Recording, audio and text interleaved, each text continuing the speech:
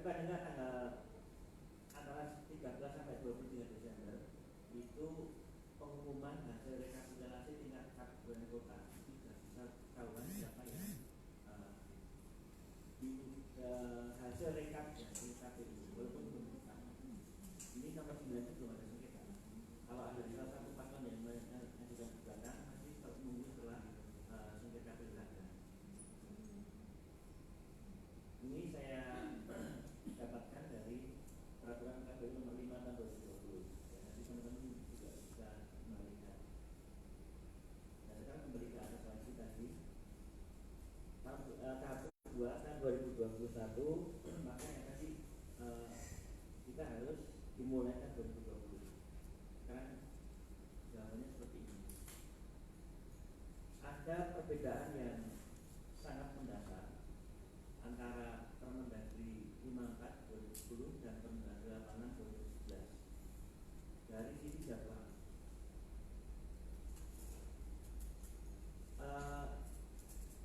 Saya mencoba dalam 3 hari terakhir ini metani gitu ya, saya perbandingan antara Permen 86, kemudian saya lihat kalender tahun depan,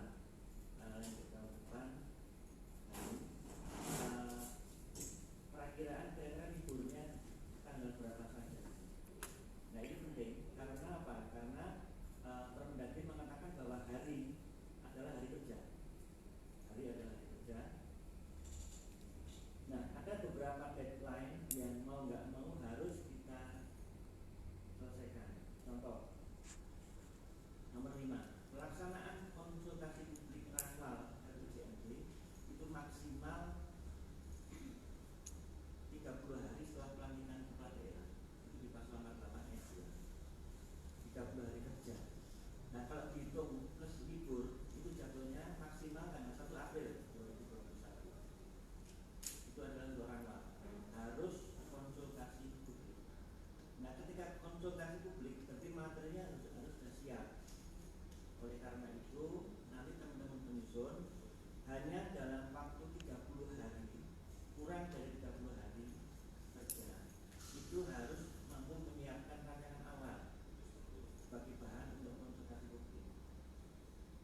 Jadi ini ketentuan yang deadline ya, yang sebaiknya harus kita penuhi biar produk RPJM nanti tidak katakanlah cacat aturan. Kalau dengan pola konvensional, saya nggak yakin 30 hari itu rampung. Betul. Walaupun kita untungnya kita sudah mulai kalau itu dan rancangan teknokratis. Namun pengalaman tahun 2016 itu ketika kita mencari merumuskan indikator itu lama sekali. Bahkan waktu itu ada satu indikator yang kita harus berdebat presiden hujan. Padahal di RPJM kita yang saat ini itu ada 83 indikator. Jadi sasaran. Ya.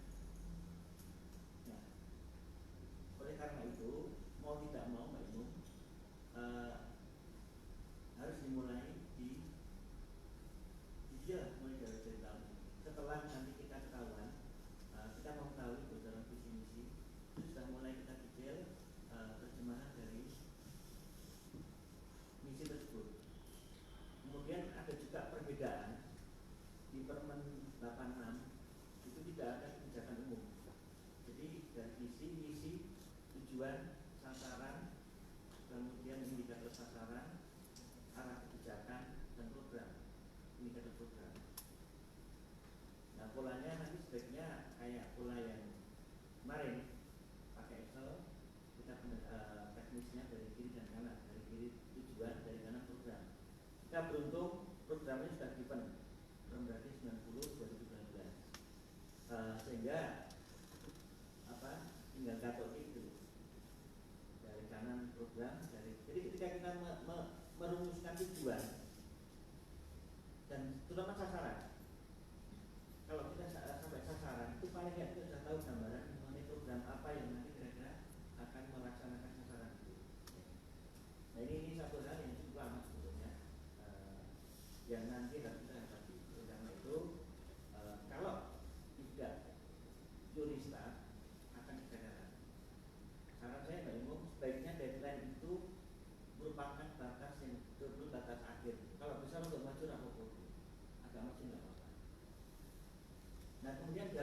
40 hari poin 7 itu sudah harus diajukan ke Dewan untuk mengajukan persetujuan rancangan awal. Jatuhnya kira-kira tanggal 16 April 2021, 40 hari kerja setelah KDA dilantik dengan asumsi pelantikan kepala daerah sama dengan periode ini. Periode ini pelantikan kepala daerah dan wakilnya tanggal 17 Februari 2016. Dengan pola linear kita asumsikan sama. Dengan asumsi itu hitungannya seperti ini yang di kolom 3 waktu maksimal depan. Nah, pembahasan dengan Dewan maksimal 10 hari pasas maksimal ASK. Sehingga mungkin nanti Mbak Imung kita di akhir-akhir tahun, mungkin akhir November atau awal Desember, kita harus ngomong dengan Bunda Sekwan. Kita sinkronkan jadwal ini dengan kerja mereka, sehingga pada saat mereka harus membahas ini itu pas nggak pergi. Karena kalau pas mereka pergi, udah kacau-kacau kita. Karena Dewan itu kan bawahnya tinggi-tinggi bungker dan sebagainya. Mudah-mudahan tahun depan COVID-nya sudah mereda sehingga semakin banyak dan sebagainya. Nah, ini waktu-waktu ini nanti harus dicermati betul Mbak Ibu. Kayak pengajuan surat permohonan konsultasi itu maksimal 50 hari kerja tahun-tahunnya. Dan sebagainya nanti bisa dibaca sendiri. Dan yang penting juga pasal 109 poin ketiga, penyusunan ranmal renstra PD itu bersamaan dengan ranmal RPJM yaitu setelah pelantikan KDA. Sehingga teman-teman OPD itu harus mulai menyusun renstra juga. Jadi beruntung juga di sini ada dari PU, Mas Adi, dari PKK, Mbak Nita, dari PKD, Mas Agus, kemudian Pemusra, Mbak Gina, Mbak Kari, nanti mungkin bisa mengetahui info ini, sehingga sejak tanggal 18 Februari 2021 itu OPD harus mulai menyusun rancangan awal paling nggak di bab gambaran umum, pendahuluan, gambaran pelayanan OPD dan sebagainya sudah harus dibuat dulu.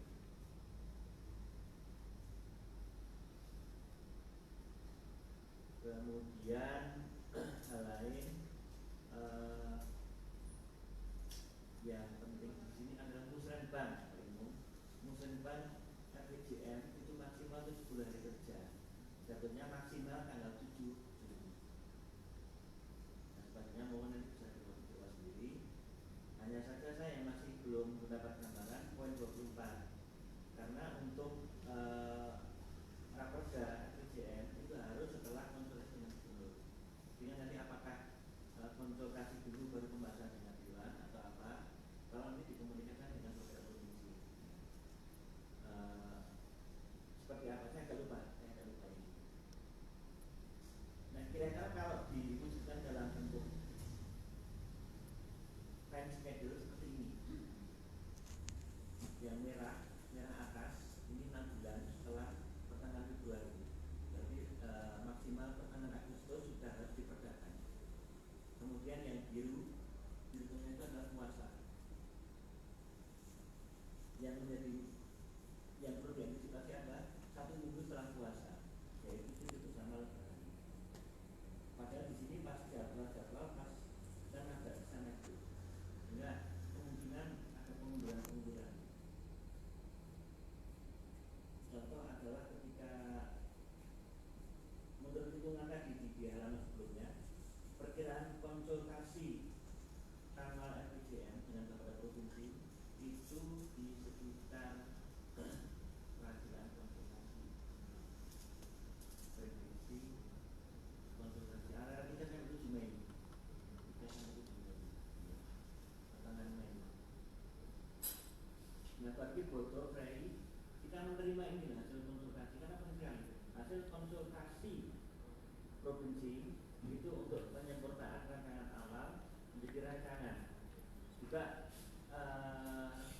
rancangan awal yang sudah disempurnakan itu menjadi dasar untuk menyusun rancangan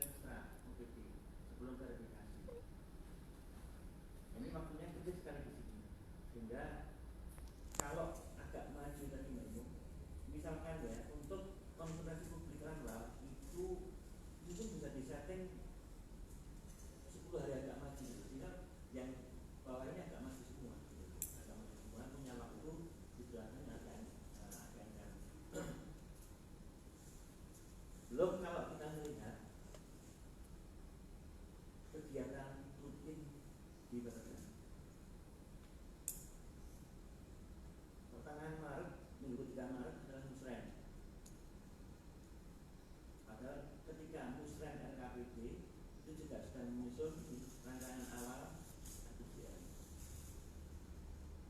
Sebelum musren, ada musren kecamatan di pertengahan Februari. Januari full adalah musren kelurahan. Tentunya semua personil tentunya dari eselon 3 itu akan terlibat di kelurahan. Kemudian kita ada FGD, ada konsultasi publik RKPD, ada forum OPD dan sebagainya. Itu di akhir Februari awal Maret, jadi berdampingan dengan itu, sehingga pengaturan waktu sangat penting di sini untuk RPJM dan RKPD. Dan seterusnya ini terjemahan dari halaman yang kita bicara tadi. Sehingga penetapan RPJM itu maksimal adalah pertengahan Agustus seperti yang berikut ini. Kita coba kesalahan dokumen. Nah, kita kembali ke skema yang menggambarkan RPJM kita. RPJMD 2021 sampai 2024 2025 itu mempunyai nilai yang sangat strategis karena menandai tahap akhir RPJP kita. Artinya apa-apa yang direncanakan di RPJP itu harus terwujud di RPJMD ini. Nah, temanya apa? Ketiga ini mematahkan, mewujudkan dari 3 tema itu. Kalau kita ketika menyusun RPJM periode ini adalah antara tema dengan visi misi kepala daerah itu merupakan satu senyawa, dan ini harus mewarnai betul sampai dengan akhir periode RPJM 2025 sebagai akhir dari pelaksanaan rencana pembangunan jangka panjang daerah. Segera refresh visi misi ya, yang bisa dilihat ada 5 misi. Nah, di sini marwah kota jasa itu masih muncul di RPJP ya. Sehingga kalau kita lihat 3 periode 1 sampai dengan 3 itu RPJM selalu dimulai dengan kota jasa. Nah, kita belum tahu visi dari paslonnya yang akan maju. Mudah-mudahan tetap sama kota jasa kalau melihat marwah dari RPJP. Kemudian makna ini saya ambil persis dari RPJP. Sasaran pokok ada 5. Nah, kalau teman-teman pahami betul sasaran pokok di RPJP, karena kalau kita lihat ketentuan di lampiran Permendagri 86 yang saya highlight dengan ungu, sasaran RPJMD di samping menerjemahkan tujuan dari visi dan misi kepala daerah terpilih, sekurang-kurangnya berisi sasaran pokok RPJMD.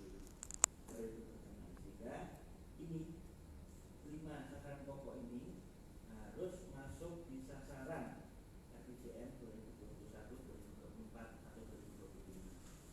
Kalau kita melaksanakan ketentuan ini di lampiran Permendagri 86 ya. Ini jangan lupa, nanti ketika menerjemahkan misi itu sasaran pokok ini harus masuk.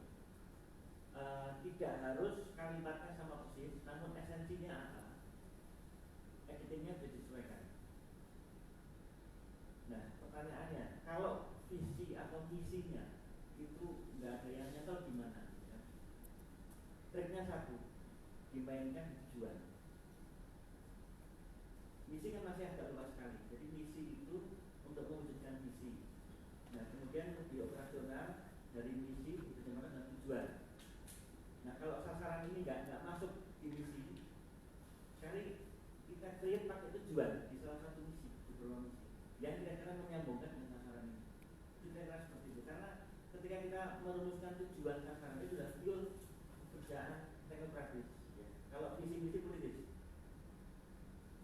nah, tinggal nanti kita memainkannya seperti apa itu pada saat kita merumuskan tujuan dan sasaran.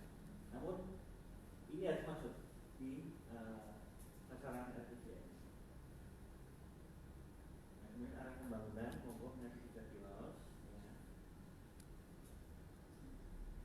top-down, kita harus ingat RPJMNAS sesuai agenda pembangunan prioritas Presiden Jokowi ada 5. Kemudian provinsinya baru-baru saya ambil yang Purwomanggung, yang terus Purwomanggung. Secara umum konsep pengembangannya yang terkait dengan Kota Magelang ada 2 yang saya tulis dengan merah: industri pengolahan dan pariwisata, agropolitan, pertanian kita nggak begitu dominan. Namun ataupun kalau ini ada semacam kreativitas pertanian yang kita urban farming, karena seperti itu. Kemudian pariwisata jelas sudah kita mulai di RPJM bersih. Nah ini RTRW kita sudah punya Perda 2/2020 hasil karya Mas Adi CS kemarin dengan waktu yang amat sangat lama sekali. Akhirnya sudah keluar Perda 2/2020 perubahan Perda 4/2012 tentang rencana tata ruang wilayah kota. BWP-nya kalau dulu BWK, sekarang BWP 1 sampai 5 masih sama. Ini sudah saya sesuaikan dengan arahan di masing-masing BWP. Tahun depan juga kalau nggak salah, tapi gimana sih yang didialkan kan ini? Tahun depan ya? Setahu saya 1 perda ya, 1 perda dengan 5 lampiran. Jadi kalau konsep dulu itu masing-masing BWP 1 perda, 2,5 lampiran. Nah, kemudian dengan Dewan 7 1 perda dengan 5 lampiran masing-masing BWP. Nah, tata ruang itu hanya atau secara simpel itu 3 hal yang perlu dicermati: struktur pola ruang, struktur ruang, dan kawasan strategis. Ini yang nanti mau kemarin sudah saya share ke Mbak Dulu dan Mbak Ibu yang perdanya. Nanti bisa di-share di konten kita Mbak Ibu perda tata ruang. Saya dapat dari masalah kemarin dalam rumah PDN. Kemudian kawasan strategis. Nah yang penting ini baru 1 halaman. Namun tolong nanti teman-teman mencermati betul indikasi program. Karena indikasi program ini yang saya lihat itu masih lemah. OPD lain menerjemahkan ini dalam rencana mereka. Karena jelas di sini di rencana jangka menengah tahap ketiga atau tahap 2 ya, mulai 2021 ini harus masuk di rencana OPD. Contoh, ini melibatkan Bapeda misalkan apa di tahun ini. Kita harus tahu bahwa RD ya tahun ini, kemudian program riset tahun berapa, tahunnya di sini. Kita harus tahu sehingga di UPR ketika mengajukan itu bisa harus membiarkan. Kalau enggak nanti skenario nanti dibuat. Nah ini lebih jauh lagi, banyak OPD yang terlibat di sini. Kayak Dinas Perhubungan, Disperkim, DLH dan sebagainya. Itu harus mampu membaca ini. Dan yang indikasi program utama ini itu harus masuk di rencana mereka. Nah kita pengawalannya apa di RPJM, kita harus mengetahui itu. Dan ketika kita verifikasi rencana, kita harus mampu nanti memberikan arahan ke PD bersangkutan. Ya. Kenapa? Karena posisi kepala Bapeda adalah sebagai wakil ketua dia, wakil ketua di KSRD. Ketuanya Pak Sek, wakilnya kepala Bapeda, sekretarisnya kepala di BPN. Sehingga teman-teman Bapeda harus paham betul, tidak hanya dan ekstrafil, namun juga yang lain harus paham. Karena kalau kata Mas Wawan dulu, Bapeda dengan tata ruang punya dekat sekali. Ajaran itu di Contoh Inspeksi Bapeda itu melekat dengan penganggaran dan tata ruang selain perencanaan. Nah ini tata ruang dipahami betul. Syukur-syukur ini nanti sudah masuk di kajian di RPJM dan praktis. Kalau enggak, paling tidak pada saat nanti RPJM sudah jelas kajian wilayahan. Oke, sekarang coba rencana integratif.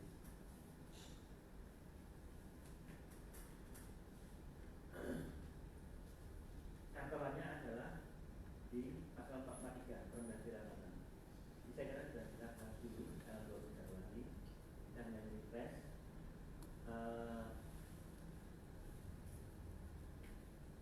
Substansinya seperti itu, ada 5 hal.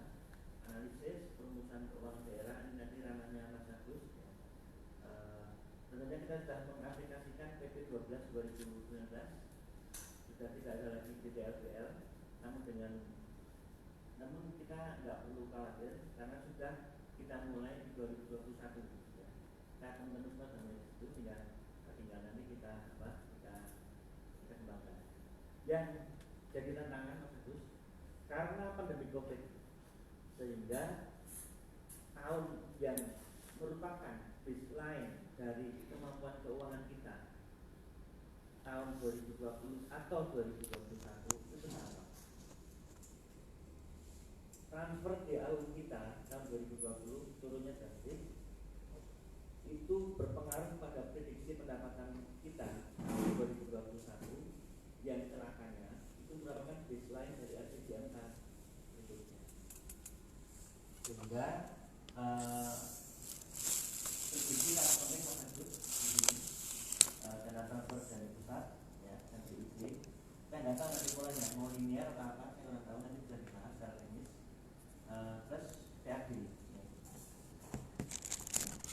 Karena prediksi keuangan kita ke depan itu akan mempengaruhi kemampuan kita dalam membiayai program di RPJMK. Nah, ini tantangan kita yang di gambaran keuangan daerah. Kemudian permasalahan penerapan dokumen lainnya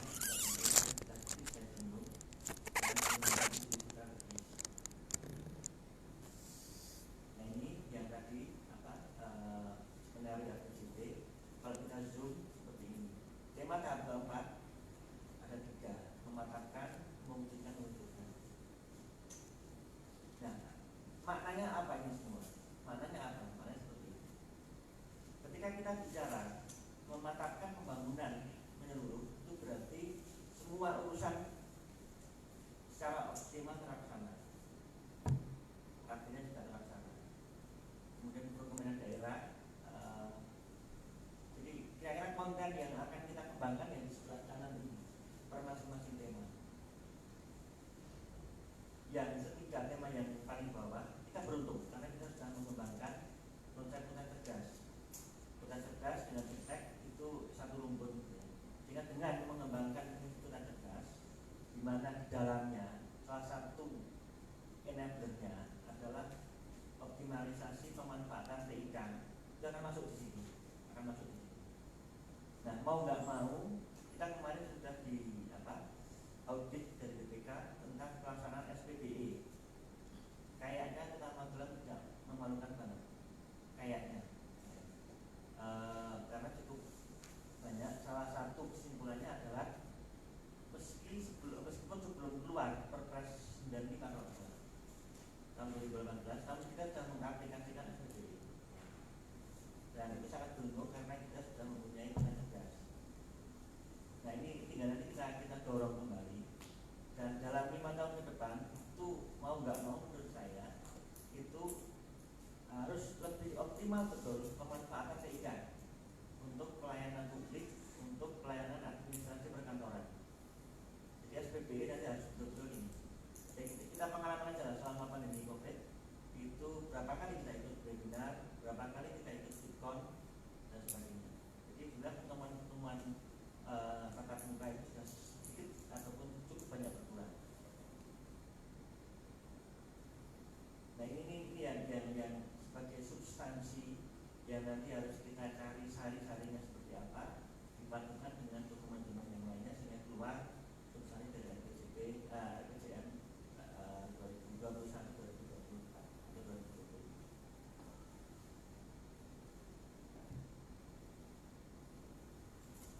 Pada saat tanggal 20 Januari saya menginginkan mengikuti pola provinsi ya. Kalau di dalam permen Dagri itu hanya 4 pendahuluan, gambaran umum kondisi daerah, gambaran keuangan, dan permasalahan dan isu. Namun provinsi saya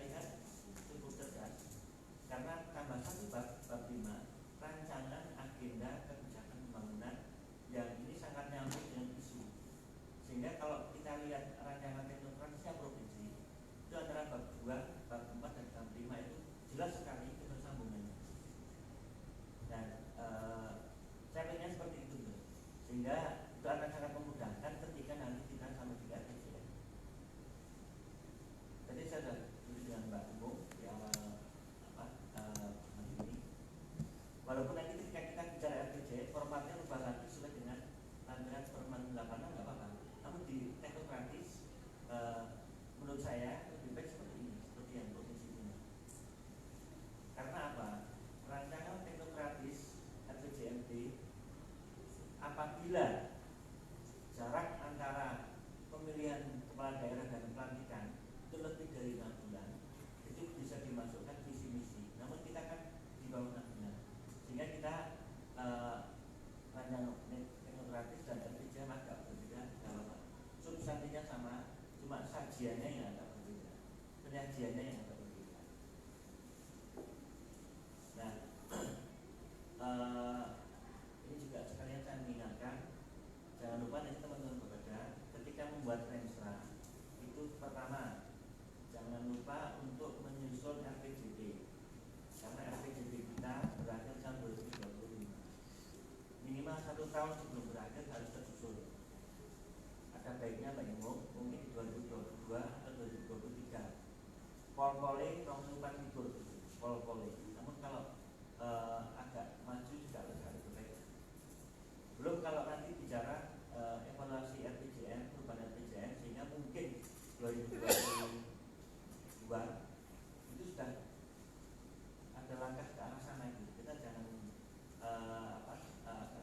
karena saya takutnya kalau cuma 4 tahun itu perbedaan RPJM kita, sehingga sangat-sangat ini sekali. Juga jangan lupa untuk di renstra Bapeda nanti menyusun rancangan teknokratis RPJM periode 2025 sampai 2030.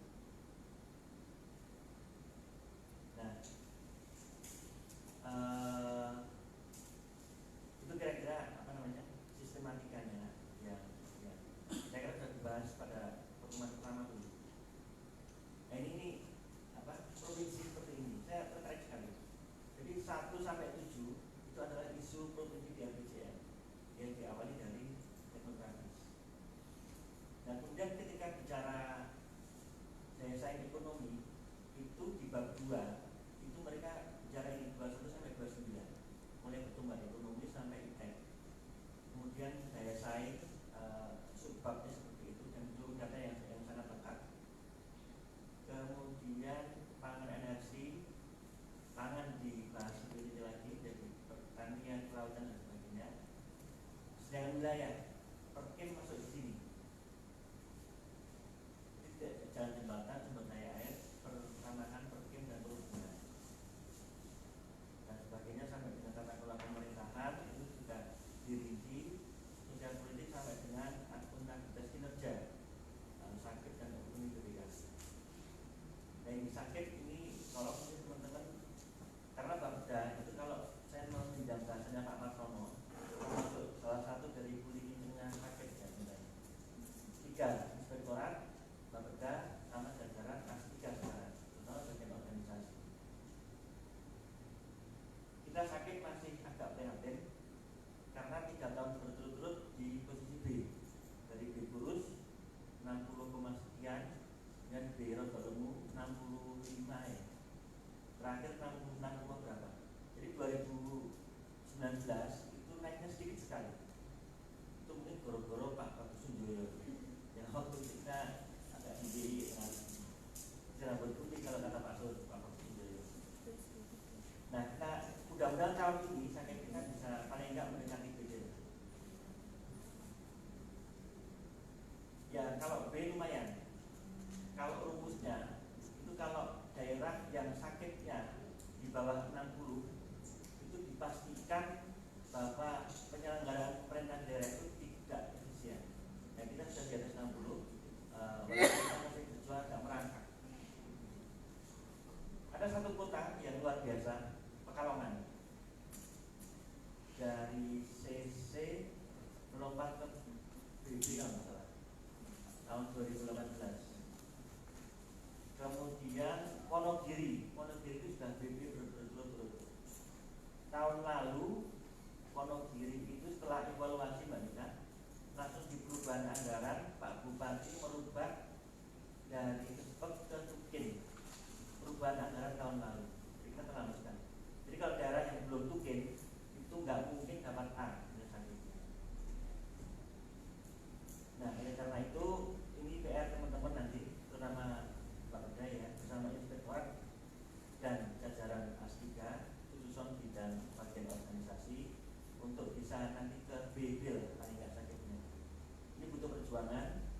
butuh pemahaman yang terus-menerus ke semua kepala OPD. Jadi tidak hanya itu saja yang bahas sakit, namun hampir semuanya harus paham tentang sakit. Yang harus nanti kita tingkatkan untuk menunjukkan akuntabilitas kinerja kita. Permasalahan intinya seperti itu, ya. Kemudian, nah ini saya cuplik dari RKP 2021 yang kira-kira cukup istilahnya eye catching, apa jenenge, menarik perhatian pandangan kita. Kesehatan ini prihatin, masih cukup banyak kita berjuang bersama-sama gitu. Prevalensi TBC, TB, kemudian AKI masih cukup tinggi, KB, BABS juga masih agak kurang masih belum betul-betul ODF, ya. Masih banyak kelurahan yang istilahnya tidak hanya program, namun tidak mempunyai jamban yang sesuai dengan SNI. Jadi sebenarnya kolaborasi juga antara DKK, kalau sekarang dengan Perkim, kalau nanti dengan BPPS. Bapeda gimana? Bapeda adalah saya saat ini adalah selaku ketua Pokja PKP Perumahan dan Kawasan Permukiman, dan juga masih calon di sana. Ini juga terkait dengan kemiskinan juga. Kemudian juga yang kita masih mundur-mundur nomor D, belum adanya regulasi tentang kawasan Maporoso, KTR, KTA ya, asal nama asal. Tambah sekarang COVID, gitu. Sehingga padahal kesehatan ini adalah merupakan urusan wajib yang berkaitan dengan pelayanan bersama. Ini nanti PR kita bersama untuk sama-sama meningkatkan derajat kesehatan masyarakat. Saya yakin kalau kita menangani ini dengan lebih baik, pertumbuhan IPN kita akan terdongkrak. IPN kita itu nomor 4 Jawa Tengah. Kita lebih tinggi dibandingkan dengan provinsi dan nasional. Namun kalau kita lihat growth-nya, pertumbuhannya, kita di bawah provinsi dan nasional. Pertumbuhan IPN kita sangat rendah. Oleh karena itu hal seperti ini itu yang harus kita dongkrak menjadi salah satu isu nanti di kejadian berikutnya, ya, untuk bisa menunjukkan kepedulian kita untuk peningkatan pembangunan sumber daya manusia. Dan yang lain monggo nanti bisa dilihat setelah materi saya. Yang kira-kira menurut pandangan saya itu kok masih butuh perhatian betul di beberapa urusan yang ada di RKPD. Karena kalau kita bicara rancangan teknokratis dengan RKPD itu agak dekat-dekat ya memang. Karena pengamatan kita hampir sama. Kalau nanti kita bicara RPJM itu sudah tambah hasil tahun 2020. Isu seperti ini kira-kira. Jadi ini pesan juga saya teman-teman nanti ketika dengan pansus atau dengan banggar ketika pembahasan ranwal RPJM, dengan pansus ketika membahas raperda RPJM. Saya masih ingat dulu ketika kita bahas RPJM itu Gustin itu belum paham beda antara permasalahan dan isu. Waktu itu Gustin mengusulkan, Pak, kemiskinan kita kan menurun, apa masih jadi isu? Berarti daerah paham antara permasalahan dengan isu. Kalau kita menghilangkan isu kemiskinan, kita bisa diajar sama pusat. Jadi daerah nggak peduli dengan kemiskinan, ya kan? Sehingga waktu itu saya bertahan, tetap harus masuk. Nah, isu itu adalah kondisi yang kita antisipasi. Kalau nggak kita tangani akan menjadi masalah. Sehingga menurut pandangan saya, katakanlah profesional judgment, kemiskinan itu masih menjadi isu yang nomor 1. Karena kalau kita lihat di SDGs juga nomor 1 kemiskinan. Pusat provinsi juga menempatkan ini. Kalau kita mengacu ke SDGs berat sekali. Tahun 2030 itu harus hilang sama sekali 0% kemiskinan. 2030 berarti 10 tahun dari sekarang, 5 tahun dari akhir RPJM. Sekarang kita masih 7,46 tahun lalu. Yang sekarang berapa kita belum tahu. biasanya di akhir tahun ada rakor TKPKD tingkat provinsi. Mungkin enggak karena COVID, saya nggak tahu. Nah ini PR betul yang kemungkinan. Dan kemudian isu tadi kita rinci global, nasional, regional, daerah. Kalau global ya CGS yang sudah menyangkut semuanya, ada 17 tujuan. Saya melihat provinsi seperti ini, kemudian di persandingan seperti ini. Nah kalau kita nantinya tentunya tambah kolom lagi yang isu daerah ini kan provinsi.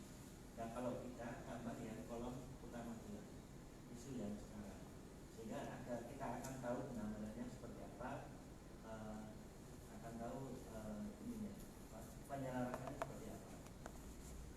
Dan mungkin juga nanti dimunculkan memang di yang kita. Nah ini kira-kira ini masih belum angka mati, mohon nanti bisa sebagai bahan diskusi disesuaikan dengan data. Tadi saya sampaikan kemiskinan, oke lah itu masih lah menurut saya. Kemudian yang nomor 3 ini karena Madani tadi, ya Madani di LPJP, sehingga apakah kita rumuskan seperti ini atau dengan rumusan yang lain monggo. Tapi yang jelas substansinya masyarakat Madani itu harus terbentuk terwujud di Kota Magelang di tahun 2025 di akhir RPJM itu yang depan. Kemudian kita tegas satu item kita tata kelola itu juga masih yang berada dengan ini saya berani ngomong amburadul karena sakit kita masih rendah. Untung kita sudah kita CC itu sudah bertahun-tahun dengan CC. Kabupaten sudah naik dari C menjadi D. Nah kita kalau enggak cepat-cepat kita slip gitu loh. Saya masih ingat tahun 2010-2011 itu satu hal yang seksi itu baru ada bulan. Kemudian kira-kira menjelang 2014-15 itu WTP menjadi sesuatu yang seksi lebih naik. Kita marahin WTP tahun 2017. Nah sekarang jadi sesuatu yang semuanya semangat WTP. Nah ini sakit yang masih belum di forum formal pernah saya sampaikan bahwa kita harus menjadikan sakit ini sesuatu yang sensual untuk kita raih. Dan dua kali masih kemudian betul kata-kata saya sakit. Karena itu PR kita bersama, akuntabilitas itu harus kita kejar betul ini. Kemudian lingkungan saya kira betul. Tadi juga sebentar saya baca di RKPD kita, IKLH kita itu rendah, indeks kualitas lingkungan hidup, terutama air. Belum benar ya? Tingkat pencemaran air penampungan cukup tinggi seingat saya. Karena apa? Karena tadi banyak septic tank yang tidak memenuhi syarat yang merembes kemana-mana. Padahal di KLH indeks kualitas lingkungan hidup itu ada 3 komponen: kualitas air, kualitas udara, dan tutupan vegetasi. Nah ini yang harus nanti kita kembangkan. Plus EBT, kita masih sama sekali belum menyentuh energi baru dan terbarukan. Kita masih di angan-angan. Ada daerah lain kita mulai berpikir ke arah sana. Saya masih ingat ketika mendampingi Pak Wali paparan Adipura, kalau enggak 2016-2017 itu yang tanya kalau enggak salah Pak Pramono, mantan Menteri LH. Beliau mengatakan jauh mana Kota Magelang menggunakan itu. Kita harus jawab, ya, karena belum berpikir ke arah sana. Ini ke depan, saya yakin isu lingkungan seperti itu harus kita siapkan lah untuk depan. Kemudian ketahanan kota, resilience. Kita pengalaman ini adalah COVID yang hampir menghancurkan sendiri kehidupan kita. Jangan sampai kita terulang. Kemungkinan besar tahun depan itu akan ada lembaga namanya BPWD, Badan Penanggulangan Bencana Daerah Kota Magelang. Kemungkinan besar DPR kayaknya sudah setuju untuk itu. Tinggal awal tahun nanti kita evaluasi penyusunan perda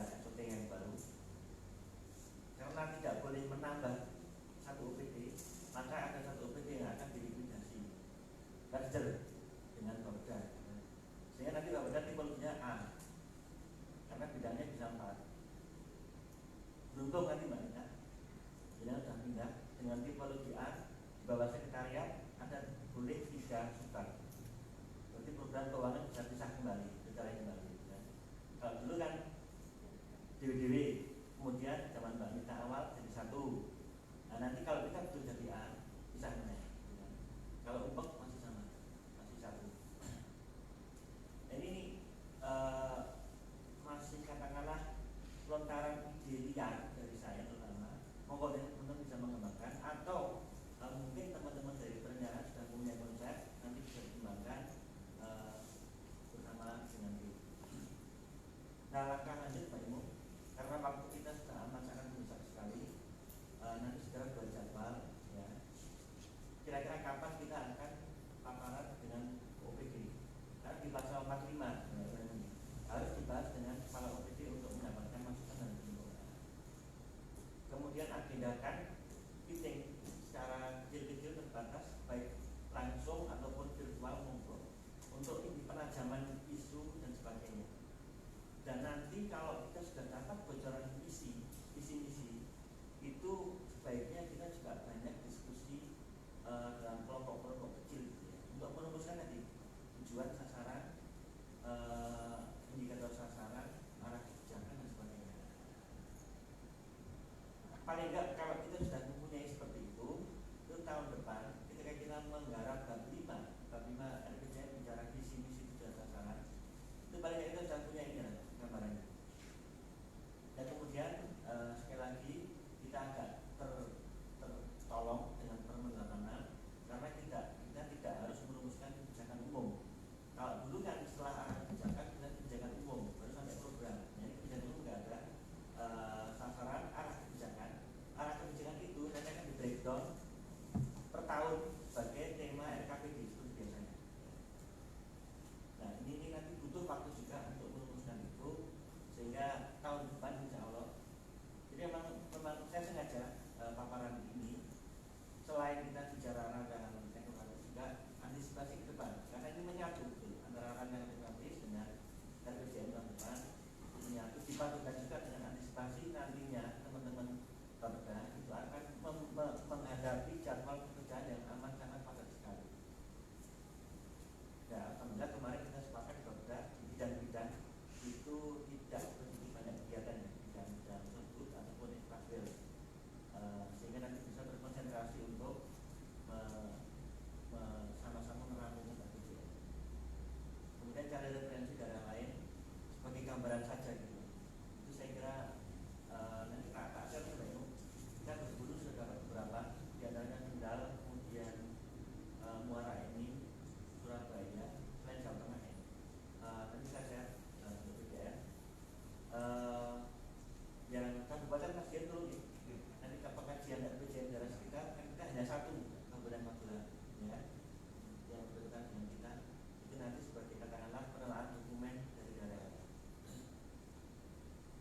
Itu teman-teman semua refresh dari saya, mohon maaf hampir 1 jam atau setengah jam lebih katanya, dalam rangka untuk merefresh dan kita mudah-mudahan kita sepakat dengan kajian saya sampaikan, kecuali yang isu tadi monggo nanti bisa dikembangkan, sifatnya masih open list, nanti masih bisa di cross check dengan jumlah data atau temuan dari teman-teman semuanya untuk menyempurnakan katakanlah sebelum nanti kita lempar ke semua kepala OPD untuk bisa disempurnakan. Demikian sementara dari saya, kemudian mungkin dari rencana dan tambahan monggo Bu, saya silakan.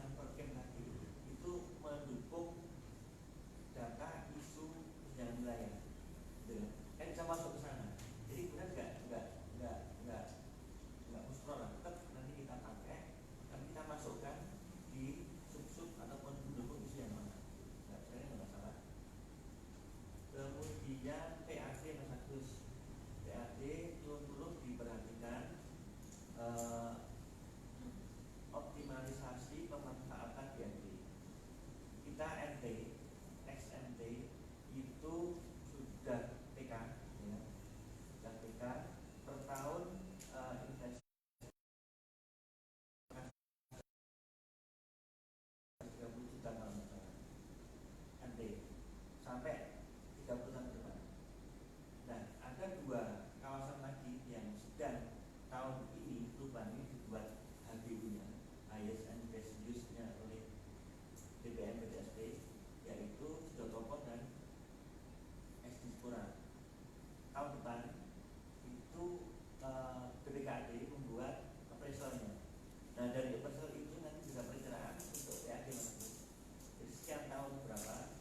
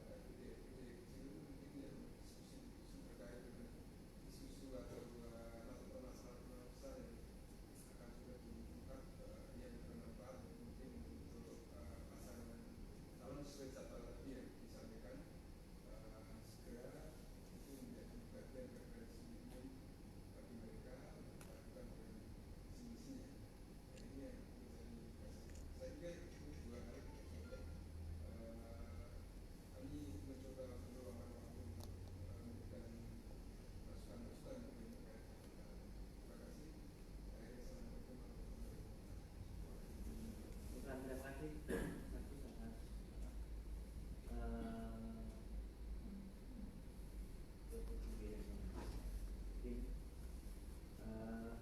kita tunggu saja nanti. Memang betul ada satu hal pola yang ya tidak beda gitu, karena dengan PP12 itu juga kita putar, namun paling tidak kita sudah best practice harus melakukan aplikasi di akhir 2021. Banyak kan kita sudah mengalami hal itu, sehingga ketika kita memprediksi di 5 tahun ke depan itu paling tidak juga komponen karena saya memang agak ngotot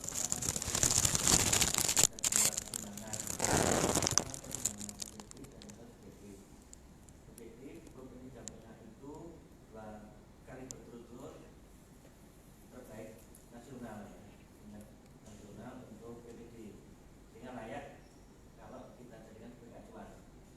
Yang kedua, nanti kita akan konsultasi ke provinsi. Nah, kalau bulan ini foto itu mereka senang. Mbak dia harus apa segala kan itu. Karena dicontoh polanya, sehingga ambil sama seperti itu. Tapi ya menurut saya yang motif seperti itu. Dan saya lihat teman ketika saya bandingkan dengan beberapa daerah lain itu cukup enak lah. Di rancangan teknokratisnya Provinsi Jawa Tengah itu nyambung betul antara bab 2, bab 4 dan bab 5. Bab 5 yang merupakan bab tambahan edisional bab itu sebagai kreasi mereka itu nyambung. Jadi ketika bicara bab 2 itu tidak ngobrol-ngobrol semuanya itu, tapi sudah menunjuk ke arah isu yang akan kita berikan di bab 4. Sajiannya seperti itu ya. Namun ininya kertas kerjanya kita nggak tahu. Bisa juga kertas kerjanya mereka balik dari isu dulu mereka sepakati, baru kemudian isi ke bab 2 kan gitu. Kita nggak tahu kan. Dugaan saya seperti itu, kan nyambung sekali ya, nyambung sekali dan enak dibaca ininya tingkat kerunutannya itu, sehingga saya memang sangat merekomend untuk kita merefer ke solusi yang lain. Ada? Baik.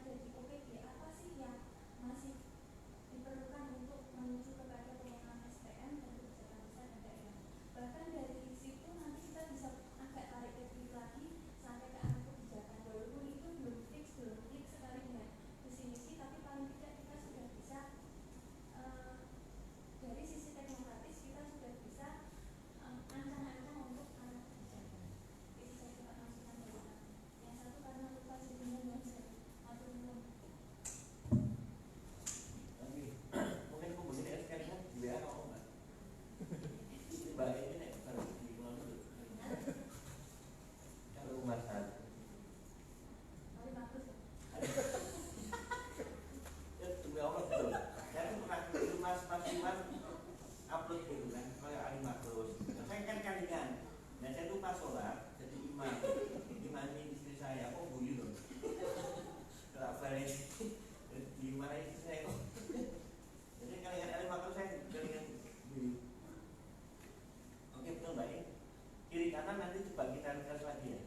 Kalau perlu nanti pada saatnya kita semacam simulasi lah, ya, simulasi menggunakan media ini. Kita dari kiri seperti apa, dari kanan seperti apa. Itu sebenarnya istilah kita Magelang betul ya, istilah ya Magelang betul gitu, benar gitu. Karena dulu guru kita juga bingung kan, guru ini itu apa sih dimaksud gitu. Akhirnya kemudian kita ini kan, karena ini teman-teman semua nanti yang kalau nanti kemudian nyambung di RPJM dari kiri itu dari isi ya, isi kemudian isi, kemudian kolom di Excel selanjutnya itu adalah tujuan, kemudian kolom sasaran. Akhirnya kan masuk ke program. Nah, kan lagi program. Nah, kita diuntungkan betul karena sudah ada Permen 90 yang programnya sudah given semua. Sehingga tinggal ketika kita merumuskan sasaran itu sudah gambaran gitu kan kita, oh nanti programnya kira-kira ini, sehingga modal